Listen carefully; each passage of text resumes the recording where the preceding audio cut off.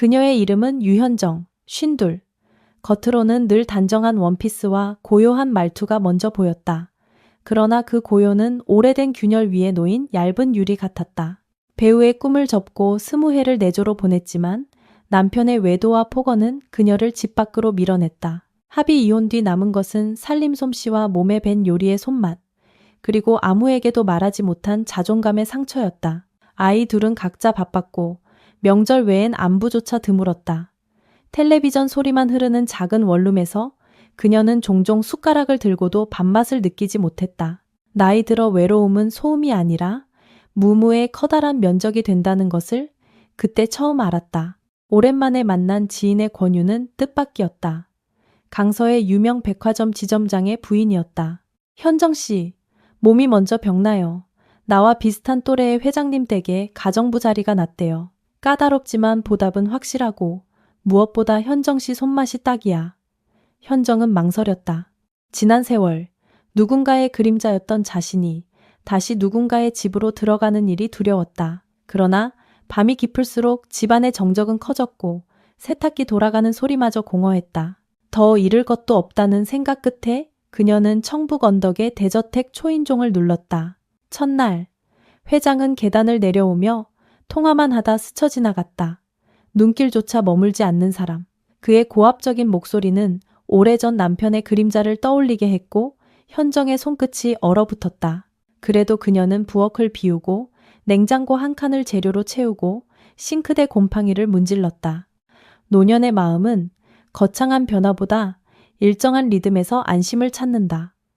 그녀는 스스로에게 그렇게 속삭이며 된장국을 끓이고 무생채를 무치고 잡채를 볶았다. 누가 먹든 안 먹든 끓는 냄비 위로 피어오르는 김은 그녀 자신을 다시 사람답게 만들었다. 어느 오후 예상보다 이른 현관 소리와 함께 그가 주방에 섰다. 이 냄새, 어머니가 해주시던 방식인데 단 한마디가 공중에 오래 머물렀다. 그 순간 회장은 70대의 회장이 아니라 그리움을 기억하는 한 사람으로 보였다. 그리고 현정의 가슴 어딘가 굳게 닫힌 방 하나가 아주 조용히 열리기 시작했다. 그날 이후로 작은 변화가 집안에 번졌다. 회장은 예정보다 일찍 귀가하기 시작했고 현관이 열릴 때마다 낮게 묻곤 했다. 오늘은 무엇을 하셨습니까? 그 말투엔 권위보다 기대가 묻어 있었다. 현정은 대답 대신 식탁을 차렸다.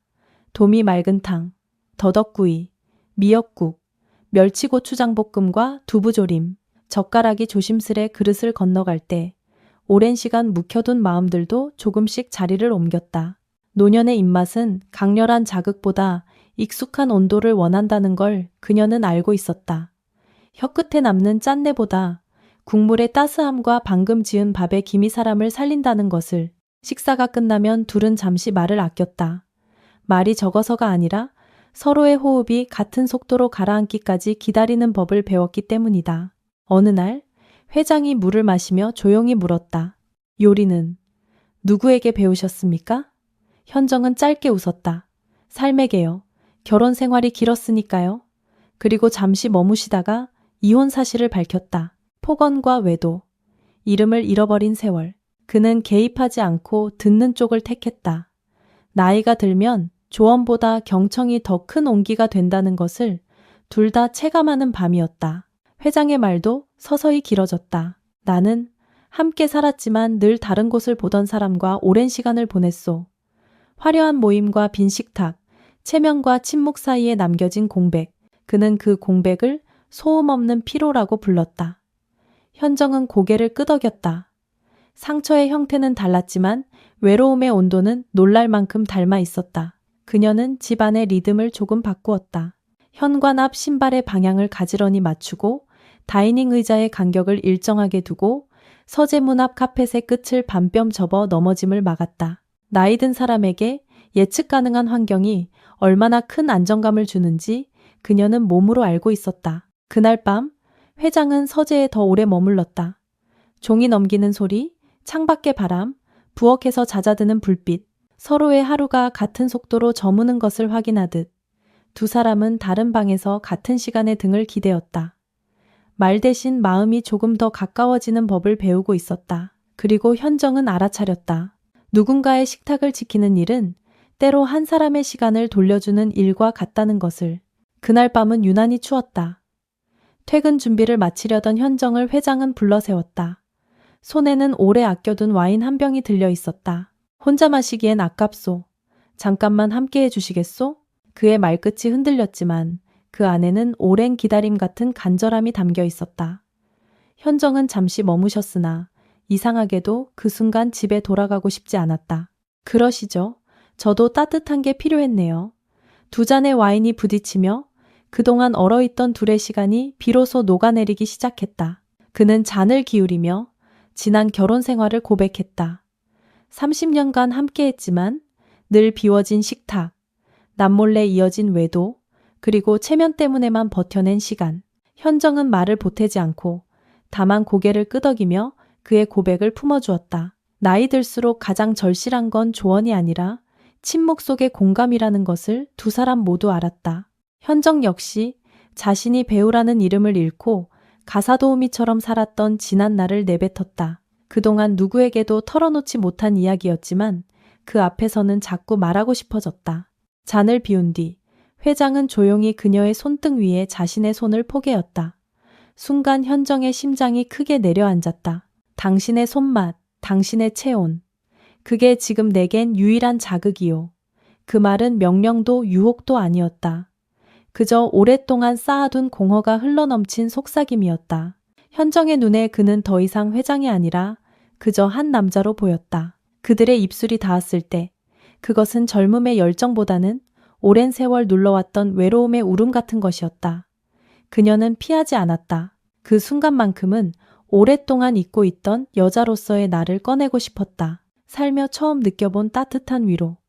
서로의 심장박이 전해지는 그 고요 속에서 현정은 비로소 다시 살아있음을 실감했다. 첫날 밤은 그 어떤 격렬함도 없었다. 그는 천천히 조심스럽게 그녀를 끌어안았다. 오늘은 그냥 함께 있다는 것만으로도 충분하오. 그의 목소리는 낮고 떨렸지만 그 안에는 참을 수 없는 진심이 묻어 있었다. 현정은 오랫동안 잊고 살았던 떨림을 느꼈다. 몸이 아니라 마음 깊은 곳에서 솟아오르는 설렘, 누군가의 품에 온전히 맡겨지는 안도감. 그녀는 속으로 중얼거렸다. 이게 위로구나. 따뜻한 위로. 시간이 흘러도 두 사람은 움직이지 않았다. 마치 서로의 체온만으로 지난 세월의 공허를 메우려는 듯. 그리고 어느 순간 그 고요한 위로는 점차 뜨거운 열기로 번져갔다. 숨결이 얽히고 이름이 불리고 떨리는 손끝이 서로의 외로움을 닦아내듯 몸을 더듬었다. 70대의 남자가 보여준 것은 노쇠함이 아니라 살아있다는 힘이었고 50대의 여자가 드러낸 것은 상처가 아니라 여전히 사랑받고 싶은 욕망이었다. 두 사람은 서로를 향한 오래된 갈증을 채워나갔다. 그 밤 이후 집안의 공기는 완전히 달라졌다. 아침에 눈을 떴을 때 부엌에서 된장국 냄새가 피어올랐다. 놀랍게도 앞치마를 두른 사람은 회장이었다. 오늘 아침은 내가 준비하고 싶었소. 미역무침, 달걀 프라이, 소박하지만 정갈한 식탁. 그는 아무렇지 않게 웃으며 그녀를 맞았다. 현정은 순간 목이 메었다. 평생 한 번도 남자가 자신을 위해 차려준 밥상을 받아본 적이 없었기 때문이다. 그들은 아무 말 없이 아침을 먹었다. 그러나 그 침묵 속에는 어제의 열기와 오늘의 따스함이 고스란히 이어지고 있었다. 현정은 알고 있었다. 이 남자가 늦게나마 자신을 처음으로 여자로 대하고 있다는 사실을. 그녀의 가슴 깊은 곳에서 잊혀졌던 무언가가 조금씩 다시 살아나고 있었다. 그 후로 매일 밤은 마치 정해진 약속처럼 이어졌다. 해가 지고 집안 불이 하나둘 꺼지면 회장은 2층에서 와인 한 병을 들고 내려왔다. 두 잔의 잔이 부딪히는 순간은 곧 서로가 하루를 버텨낸 증거였고 동시에 새로운 위로의 시작이었다. 처음엔 단순히 외로움의 빈자리를 채우는 듯 했지만 어느새 그들의 이야기는 깊어졌다. 그는 무너진 결혼 생활을, 그녀는 잃어버린 이름을 꺼냈다. 그리고 두 사람은 그 무너진 구석에 서로의 체온을 불어넣듯 말없이 어루만졌다. 입맞춤은 점점 길어졌다. 처음엔 거실 소파 위에서 시작된 사랑이 어느새 서재, 침실, 그리고 대저택 구석구석으로 번져갔다. 회장은 어느 날 조용히 속삭였다. 당신의 요리를 먹고 당신의 손길을 느끼고 이제는 부정할 수 없소. 나는 당신을 여자로 봅니다. 아주 강렬하게. 그 말에 현정의 심장이 크게 울렸다. 그동안 누군가의 아내, 누군가의 엄마로만 불리던 그녀가 오랜만에 여자라는 단어로 불린 순간이었다. 그날 밤 옷을 하나씩 벗겨내며 포개어진 몸은 단순한 욕망이 아니었다. 서로의 지난 세월을, 쓸쓸함을, 버려졌던 자존심을, 차갑게 식었던 손끝까지 다시 데우는 과정이었다. 사랑은 격렬했지만 동시에 따뜻했고 절실했으나 조심스러웠다. 현정은 그제야 깨달았다. 나도 여전히 누군가의 사랑을 받을 수 있는 사람이구나. 그들의 관계는 조금씩 달라졌다. 욕실 선반 위엔 그의 칫솔 옆에 그녀의 칫솔이 놓였고 옷장 안엔 그녀의 잠옷이 걸려 있었다. 회장은 명품 향수를 선물하며 말했다. 이제는 당신의 향기가 이 집을 채웠으면 하오. 현정은 말없이 그의 품에 안겼다. 그 순간 그녀의 마음속에서 오래된 질문이 스스로 답을 내렸다. 그래, 나도 이제 그의 사람으로 살아보고 싶다. 두 사람의 밤은 점점 더 자연스러워졌다. 불이 꺼지고 집안이 고요해지면 먼저 그를 찾아 나서는 쪽이 이제는 현정이었다. 지금 안 될까요? 그녀가 그렇게 속삭이면 회장은 모든 일을 내려놓고 그녀를 침대 위로 이끌었다. 그 순간 그는 단순한 회장이 아니라 뜨겁게 사랑을 원하는 남자였고 그녀는 그 열기를 기꺼이 허락하는 여자가 되었다. 서로의 체온에 기대어 마치 늦게 찾아온 젊음을 다시 사는 듯한 나날이었다. 어느 날 밤 그는 작은 상자를 내밀었다.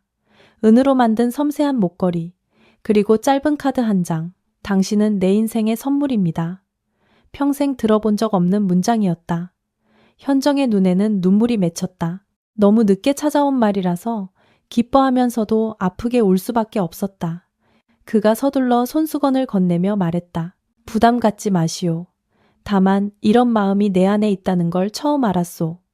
현정은 고개를 끄덕이며 그의 손등을 감싸 쥐었다. 그날 밤은 그녀가 먼저 그를 이끌었다. 나도 이제는 나의 욕망을 숨기지 않아도 되겠구나. 다음 날 현정은 조심스레 접은 종이 한 장을 그의 책상 위에 올려두었다. 저도 그래요. 이런 따뜻함은 처음이에요. 고맙습니다. 그리고 사랑합니다. 그녀의 떨리는 글씨를 본 회장은 천천히 미소 지었다. 그것만으로도 모든 대답은 충분했다. 그 이후로 그녀는 단순히 가사 도우미가 아니었다. 식탁도 함께, 산책도 함께, 낮잠도 함께. 그리고 밤이면 어김없이 두 사람의 사랑은 이어졌다. 회장은 점점 더 많은 것을 나누었고 현정은 점점 더 많은 것을 받았다. 하지만 마음 한편 작은 불안이 늘 그림자처럼 따라왔다. 이 모든 것이 꿈처럼 사라져버리면 어쩌지? 그가 내 곁에서 사라지면 나는 다시 그 조용한 방으로 돌아가야 하지 않을까? 그녀는 아직 묻지 못했다. 이 관계의 이름을. 그저 그가 원하는 대로 그의 여자로 머무르고 싶었을 뿐이었다. 그날 아침은 어쩐지 평소와 달랐다. 회장은 식사도 거른 채 바쁘게 집을 나섰고 저녁이 되어 돌아온 뒤에도 서재에 틀어박혀 서류와 전화를 붙잡고 있었다. 집안은 유난히 조용했고 현정은 늘 그렇듯 그가 좋아하는 반찬을 준비하고 있었다. 들깨가루를 넣은 미역국, 낙지볶음, 고사리 나물. 그저 평범한 하루처럼 흘러가는 듯 했는데 갑자기 인터폰이 울렸다. 낯선 목소리가 들려왔다. 회장님 자녀분들이십니다. 순간 현정의 심장이 덜컥 내려앉았다. 문이 열리자 수트 차림의 남녀가 무표정한 얼굴로 들어섰다. 그들의 눈빛은 차가웠고 딸은 현정을 훑어보며 비웃듯 속삭였다. 저 여자가 아버지 집에 살고 있었던 거야? 그 말은 칼날처럼 가슴을 베었다. 서재 문이 열리자 고성이 오갔다. 아버지, 이게 도대체 무슨 짓이에요? 어디서 굴러들어온 여자한테 집을 내주다니 체면도 없으세요? 돈 때문에 따라온 거잖아요. 분노한 회장은 책상을 박차고 나왔다. 닥쳐라. 내가 누구와 살든 누구와 밥을 먹든 너희가 간섭할 권리 없어. 자식들은 당황했지만 곧 다시 공격했다. 그러나 그의 목소리는 단호했다. 명절에 찾아오기나 했더냐? 힘들 때만 손 내밀던 것들이 무슨 가족을 말하느냐? 그 순간 현정은 숨고 싶었다. 그들의 눈빛 속에서 예전 남편의 그림자가 겹쳐 보였기 때문이다. 넌 우리 가문에 어울리지 않아. 넌 그냥 물러나. 오래된 상처가 되살아났다. 회장은 그녀의 손을 꼭 잡으며 말했다. 신경 쓰지 마오. 현정 씨는 누구보다 이 집에 있을 자격이 있는 사람이오. 그의 말은 진심이었지만 그녀의 가슴속 두려움은 더 커졌다. 그날 밤, 회장이 잠든 틈에 그녀는 서랍에서 여행 가방을 꺼냈다. 그의 곁에 머물고 싶은 마음보다 다시는 상처받고 싶지 않다는 두려움이 더 컸다. 눈물이 흐르는 가운데 그녀는 속으로 중얼거렸다. 이렇게 가면 안 될까? 지금처럼만 살면 안 될까? 그러나 그건 욕심이라는 걸 그녀는 알고 있었다. 다음 날 아침, 회장이 출근하자 집은 다시 고요해졌다. 현정은 조심스레 가방을 챙기며 마지막으로 집안을 둘러보았다. 함께 와인을 마시던 거실, 욕실 선반 위에 나란히 놓였던 칫솔, 그리고 옷장 속 그의 셔츠 옆에 걸려있던 자신의 잠옷. 모든 것이 여전히 그 자리에 있었지만 이제 그녀의 자리는 사라져 있었다. 눈물이 솟구쳤지만 더는 머무를 용기가 없었다. 그녀는 현관문을 조용히 닫고 택시에 몸을 실었다. 택시는 오르막을 넘어 작은 산중턱절에 멈췄다. 예전부터 봉사활동으로 몇 번 찾았던 곳이었다. 스님은 놀라지 않았다. 그저 조용히 작은 방 하나를 내주었다. 며칠만 묵어도 되겠습니까? 라는 현정의 부탁에 스님은 고개만 끄덕였다. 그날 밤 창문으로 들어온 달빛 아래에서 얇은 이불을 덮고 누운 그녀는 스스로를 다독였다. 괜찮아, 괜찮아. 하지만 마음은 텅 빈 방처럼 허전했다.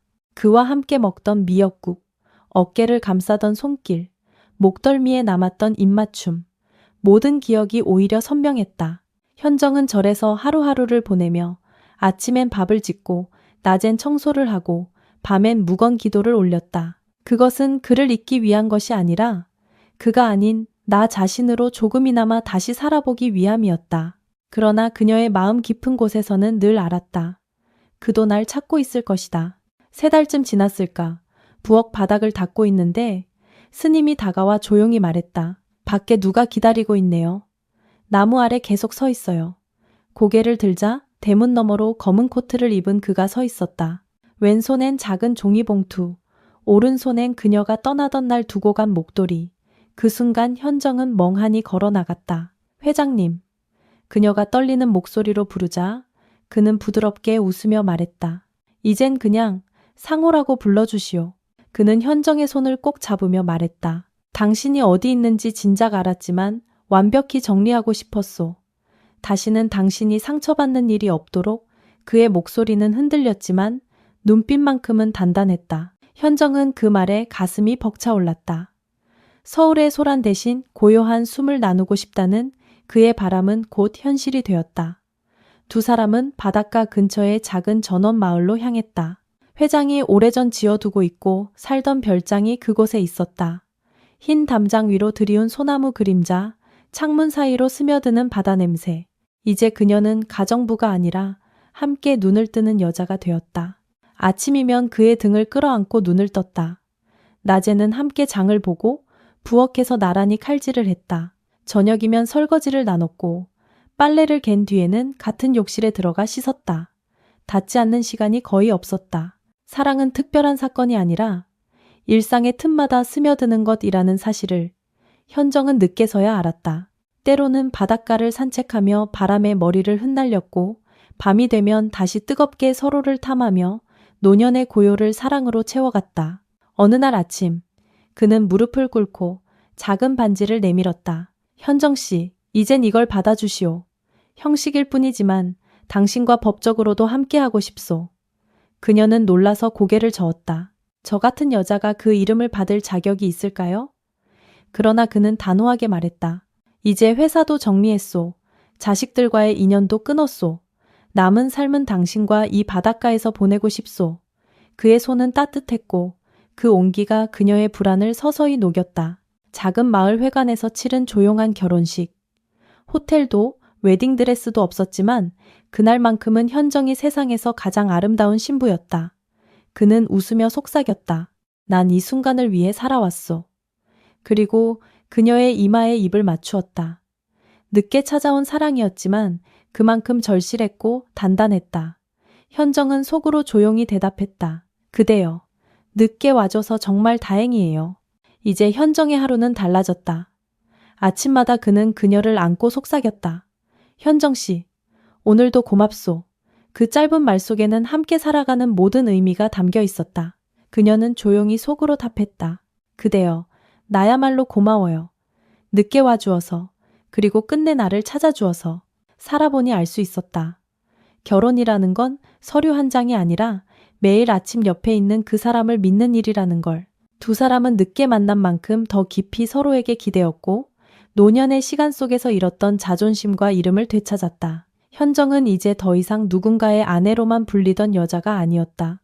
사랑받는 여자로, 존중받는 사람으로, 그리고 늦게 핀 꽃처럼 눈부신 존재로 다시 서 있었다. 밤이 되면 여전히 와인 한 병을 꺼내어 두 잔을 채웠다.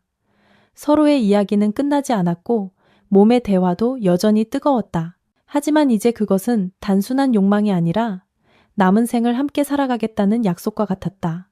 때때로 바닷바람에 머리가 흩날려도 서로의 손을 꼭 잡고 있으면 아무렇지 않았다. 그 손은 오래된 상처를 감싸주었고 두려움 대신 희망을 심어주었다. 현정은 마음속 깊이 깨달았다. 행복은 젊음의 특권이 아니라 용기를 낸 사람의 몫이라는 것을. 그리고 이제 그녀는 매일 밤 그의 품에서 다시 태어나는 기분으로 눈을 감았다. 더는 외롭지 않았다. 더는 이름을 잃지 않았다. 그녀는 마침내 늦게 온 사랑 속에서 가장 따뜻한 자신을 찾았다.